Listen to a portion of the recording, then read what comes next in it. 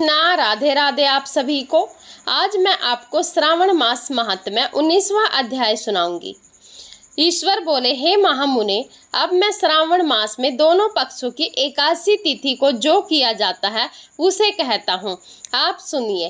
हे वत्स, रहस्यमय अति श्रेष्ठ महापुण्य प्रदान करने वाले तथा महापातकों का नाश करने वाले इस व्रत को मैंने किसी से नहीं कहा है।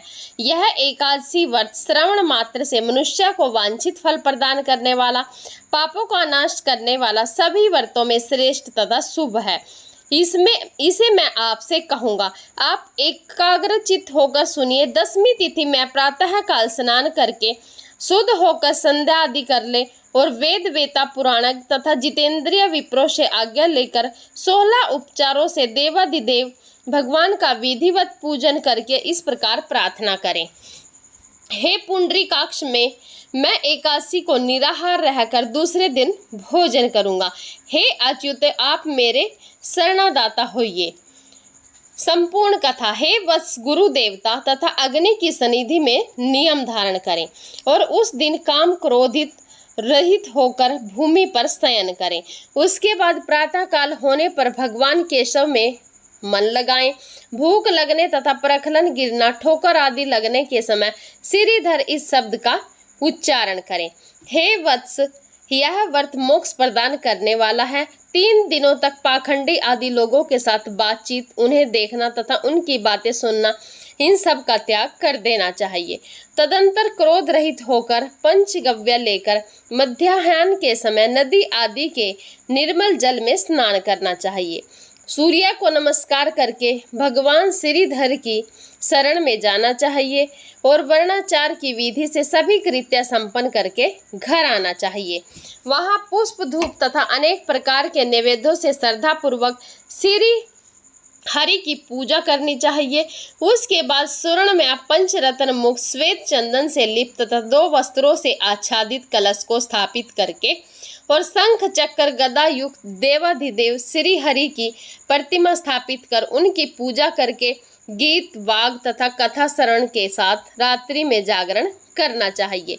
इसके बाद विमल प्रभात होने पर द्वादशी के दिन विधिवत पूजन करके कृतकृत्य होकर बुद्धिमान को चाहिए कि श्री हरि का नाम जप करे। इसके बाद उन शंख चक्र तथा गदा धारण करने वाले देव देवे श्री हरि की पुनः पूजा करके और स्वर्ण दक्षिणा सहित कलश ब्राह्मण को प्रदान करें। उस समय ब्राह्मण को विशेष करके नवनीत अवश्य प्रदान करें।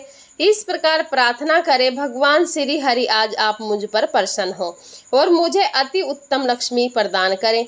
हे मुनि श्रेष्ठ, इस प्रकार उच्चारण करके जगत गुरु श्री हरि से प्रार्थना करके श्रेष्ठ ब्राह्मणों को भोजन कराकर अपने सामर्थ्य अनुसार दक्षिणा देनी चाहिए। उसके बाद सेवकों आदि का भोजन कराकर गायों को घास खिलानी चाहिए। इसके बाद मित्रों तथा बंधु बांधवों समेत स्वयं भोजन करना चाहिए।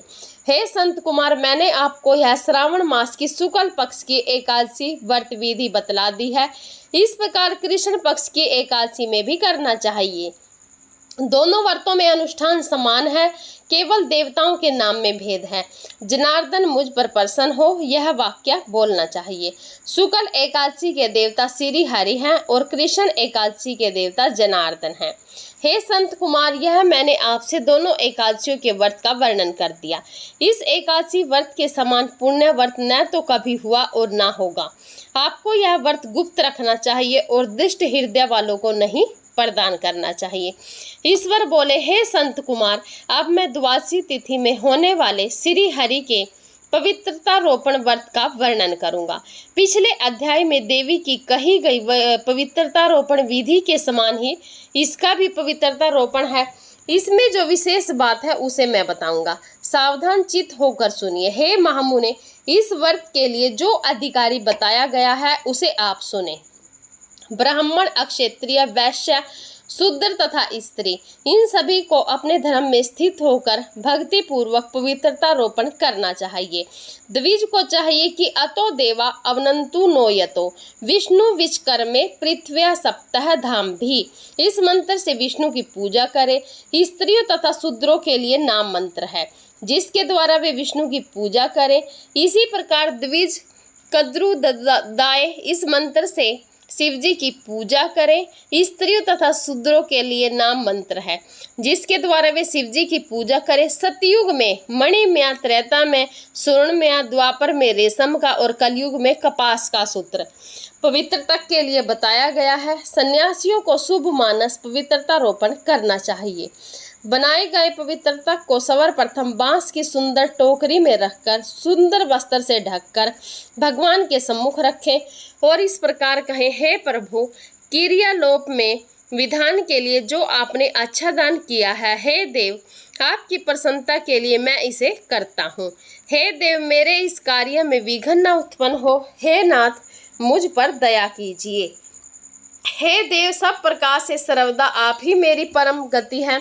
हे जगत पत्ते, मैं इस पवित्र तक से आपको प्रसन्न करता हूँ। ये काम क्रोध आदि मेरे व्रत का नाश करने वाले ना हो। हे देवेश, आप आज से लेकर वर्ष पर्यंत अपने भक्त की रक्षा करें। आपको नमस्कार है। इस प्रकार कलश में देवता की प्रार्थना करके बांस के शुभ पात्र में स्थित पवित्र तक की आदर पूर्वक प्रार्थना करनी चाहिए। हे पवित्र तक, वर्ष भर की गई पूजा की पवित्रता के लिए विष्णु लोक से आप इस समय यहाँ पधारे। आपको नमस्कार है। हे देव, मैं विष्णु के तेज से उत्पन्न मनोहर सभी पापों का नाश करने वाले तथा सभी कामनाओं को पूर्ण करने वाले इस पवित्र को आपके अंग में धारण कराता हूँ। हे दिवेश, हे पुराण पुरुषोत्तम, आप मेरे द्वारा आमंत्रित हैं। आप मेरे समीप पधारे, मैं आपका पूजन करूँगा। आपको नमस्कार है। मैं प्रातःकाल आपको यह पवित्र निवेदन करूँगा। उसके बाद पुष्पांजलि लेकर रात्रि में जागरण करना चाहिए। एकादशी के दिन अधिवासन करें और द्वादशी के दिन प्रातःकाल पूजन करें। पुनः हाथ में गंध, दूर्वा तथा अक्षत के साथ पवित्र तक लेकर ऐसा कहें, हे देव देव, आपको नमस्कार है। परस पर्यंत की गई पूजा का फल देने वाले इस पवित्र को पवित्रीकरण हेतु आप ग्रहण कीजिए। मैंने जो भी दुष्कृत किया है उसके लिए आप मुझे आज पवित्र कीजिए। हे देव, हे सुरेश्वर, आपके अनुग्रह में शुद्ध हो जाऊं। इस प्रकार मूल मंत्र से संपुटित इन मंत्रों के द्वारा पवित्र तक अर्पण करें। उसके बाद महानिवेद अर्पित करके निराजन कर प्रार्थना करें और मूल मंत्र से घृत सहित खीर का अग्नि में हवन करें। इसके बाद इसी मंत्र से पवित्र तक का विसर्जन करके इस प्रकार बोले, हे पवित्र तक, वर्ष भर की गई मेरी शुभ पूजा को पूर्ण करके अब आप विसर्जित होकर विष्णु लोक को प्रस्थान करें। इसके बाद पवित्र तक को उतारकर ब्राह्मण को प्रदान कर दें अथवा जल में विसर्जित कर दें। हे वत्स, मैंने आपसे श्री हरि के इस पवित्रता रोपण का वर्णन कर दिया। इसे करने वाला इस लोक में सुख भोग कर अंत में वैकुंठ प्राप्त करता है। जय श्री कृष्णा। राधे राधे। आप सभी को आज श्रावण मास का 19वां अध्याय की कथा पूर्ण हुई। वीडियो अच्छी लगी प्लीज़ एक लाइक ज़रूर कर दीजिएगा।